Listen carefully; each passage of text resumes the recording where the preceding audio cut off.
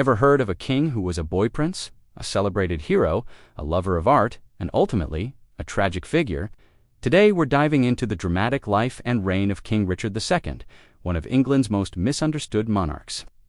His story is a roller coaster of glory, betrayal, and a fall from grace that would inspire Shakespeare himself. Richard of Bordeaux was born in 1367, not in England, but in France. He was the son of the legendary Black Prince, Edward of Woodstock, a celebrated warrior.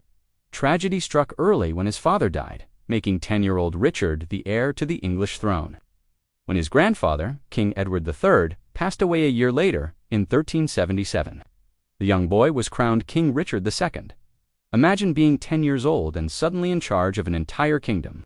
Of course, he didn't rule alone.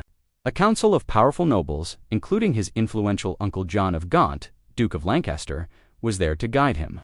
But this set the stage for a lifelong power struggle between Richard and the barons, who saw him as just a child. Richard's first major test came when he was only 14. This was the Peasants' Revolt of 1381. England was in turmoil. Years of expensive wars and a deeply unpopular poll tax had pushed the common people to their breaking point. An army of rebels, led by Wat Tyler, marched on London, demanding radical changes. The situation was chaotic. The rebels executed the Archbishop of Canterbury and the Lord High Treasurer. The royal court was terrified.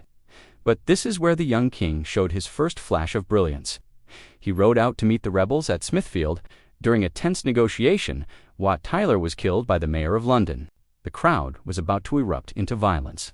But the 14-year-old Richard spurred his horse forward and shouted, "I am your captain. I am your king. Follow me."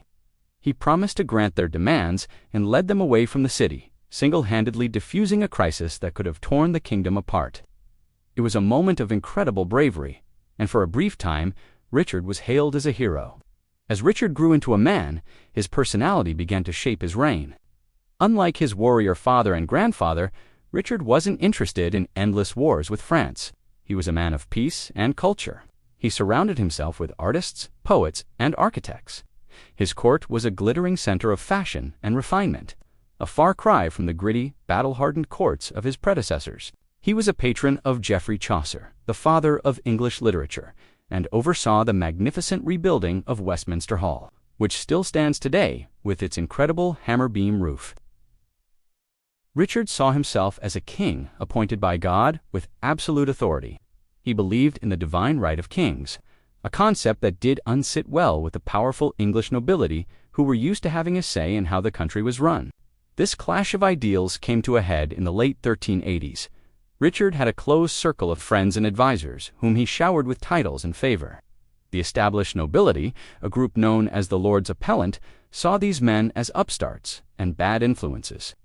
They accused Richard's favorites of treason, and in a parliament known as the Merciless Parliament, they effectively seized control of the government. They executed or exiled many of Richard's closest friends. It was a humiliating defeat for the king. For a few years, Richard had to bide his time, seemingly cooperative, but he never forgot the humiliation.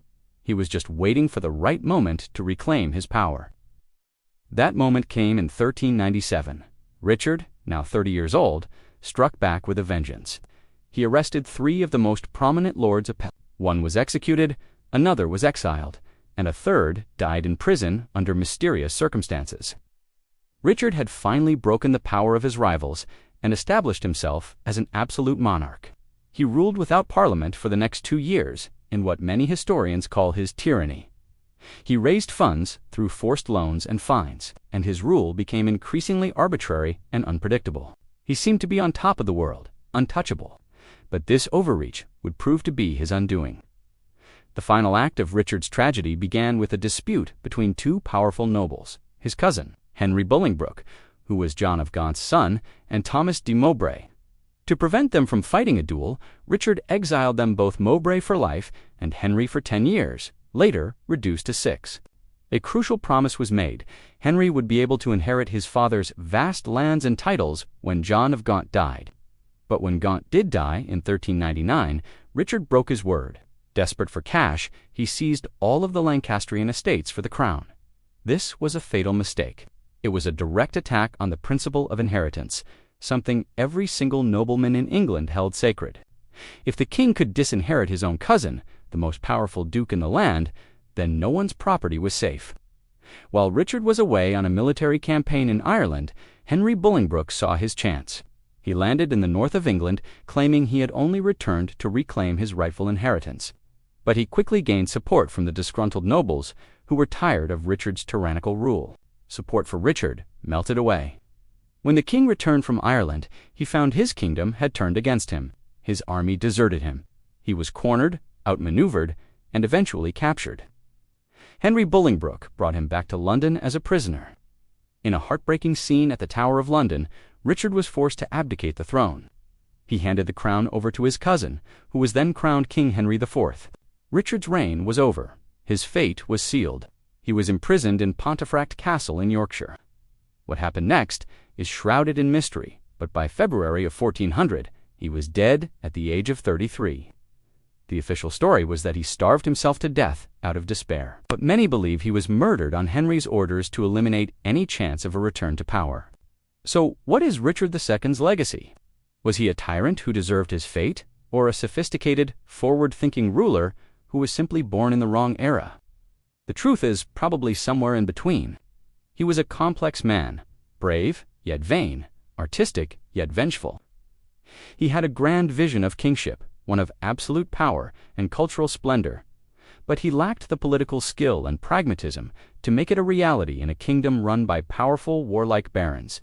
His dramatic downfall plunged England into decades of instability, ultimately leading to the Wars of the Roses.